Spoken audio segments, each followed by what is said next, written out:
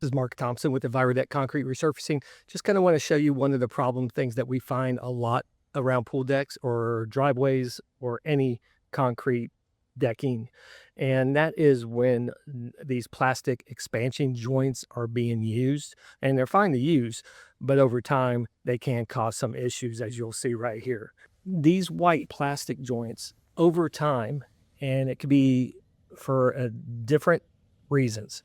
The deck settles more so on this side than this side, which there's not much of a settling issue going on here. But what has happened here is these plastic joints, they just get warped over time, and any surface that you will put onto it will just come popping right off. The best way to go about it, because you may have some separation like we do here. So if we go back with another plastic joint, they're still going to create voids. And anytime you have voids, moisture can penetrate through there, and that'll cause problems. That'll cause problems with soil underneath the deck, and that can create problems of its own.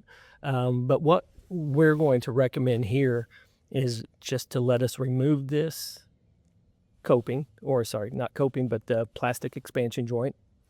And then we can go back over it with a self-leveling urethane compound called mastic.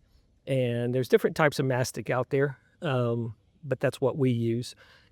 And that will fill that in. It'll give it some elasticity.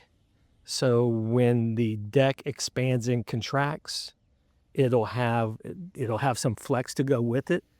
And it's also an easy thing to replace in the future when it does separate again, unlike these plastic joints. And here's a second one that we found that is going to need to be replaced. So that's one of the problems that we find with plastic expansion joints. Appreciate your time. And once again, this is Mark Thompson with EnviroDek Concrete Resurfacing.